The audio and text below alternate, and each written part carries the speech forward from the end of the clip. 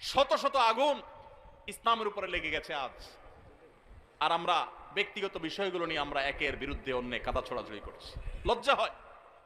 মাহফিলের মঞ্চকে আমরা পরস্পর বিষোদ্গারের জায়গা হিসাবে বানিয়ে নিয়েছি। আল্লাহ তাআলা আমাদেরকে হেদায়েত দান করুন। ইসলামী শরীয়তের সুন্নত, নফল ও মুস্তাহাব মাসালা নিয়ে বিতর্ক বাহাস করা জায়েজ আছে কিনা? নবী সাল্লাল্লাহু আলাইহি সাল্লাম তার পরবর্তী সময়ে সাহাবাগণ কি এই সমস্ত বিষয় নিয়ে বিতর্ক বহস করেছেন কিনা?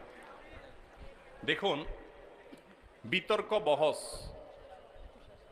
এটা যদি কোনো বিষয় নিয়ে হয়, আলোচনা, পর্যালোচনা, তাহলে সেটা যদি শরিয়ার নীতিমালা মেনে হয় সেটা জায়েজ আছে।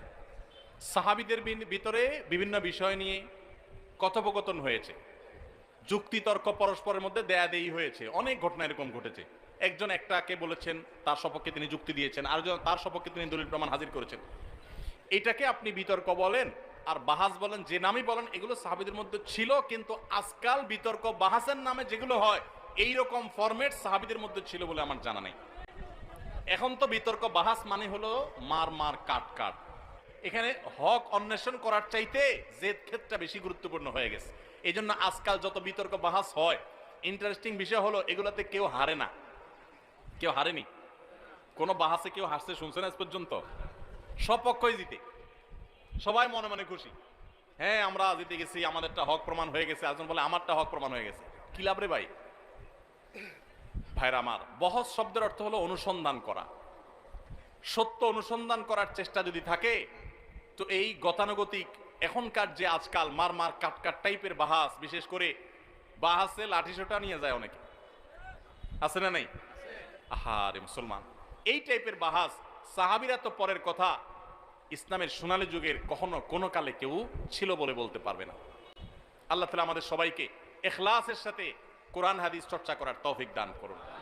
ভাইরা আমার, বিশেষ করে সোশ্যাল মিডিয়ার উন্মুক্ত প্ল্যাটফর্মে যেখানে ইসলামের শত্রুরাও আছে, সেখানে তাদের কাছে হাসির পাত্র হওয়ার মতো অনেক কাজ আমরা করছি। এই হুজুরদের বাহাস বিতর্ক নিয়ে প্রশ্ন করছেন, সেটা তো অনেক পরের ব্যাপার। আপনারা অনেকে, অর্থাৎ অনেক সাধারণ ভাই বোন যারা আছেন, গতানুগতিক আলেম না, মাদ্রাসা পড়েন নাই, আপনারা অনেকে দেখা যায় মাশাআল্লাহ সকাল বিকাল ফেসবুকে আপনারা জিহাদ করেন, আছে না নেই? এই মাসলা নিয়ে জিহাদ, ওই মাসলা নিয়ে জিহাদ, এই হুজুরের পক্ষের লোক ওনার পক্ষে জিহাদ করে, আরেক হুজুরের পক্ষের লোক তার পক্ষে জিহাদ করে, ওই হুজুর পক্ষের লোক আরেক হুজুরের গোষ্ঠী উদ্ধার করে, সওয়াবের কাজ মনে করে, আছে না নাই? ভাইরা আমার, ডক্টর খন্দকার আব্দুল্লাহ জাহাঙ্গীর রহমতুল্লাহ একটা কথা বলতেন। স্যার বলতেন, দেখেন, আমরা হুজুরা গন্ডগোল করবো, এটা আমাদের ব্যাপার। আপনারা সাধারণ মানুষ কি দুঃখে এখানে ঢুকে নিজের ইমান আমল নষ্ট করতে আসেন?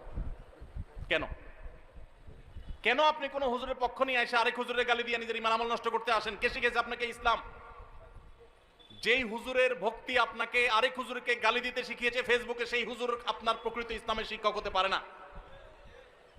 যদি আপনি কারোর অনুসারী হওয়ার পর অন্যদের ব্যাপারে আপনার ভিতরে হিংসাত্মক মনোভাব আসে, শত্রুতাপূর্ণ মনোভাব আসে, বা তাদের গোষ্ঠী উদ্ধার করাটাকেই একমাত্র ইসলামের কাজ মনে করেন, সারাদিন রাত এগুলোই শুধু করতে থাকেন, তাহলে বুঝতে হবে আপনার ইসলামের শিক্ষক পরিবর্তন করতে হবে। ভাইরা আমার, শত শত আগুন ইসলামের উপরে লেগে গেছে আজ, আর আমরা ব্যক্তিগত বিষয়গুলো নিয়ে আমরা একের বিরুদ্ধে অন্য কাদা ছড়াছড়ি করছি।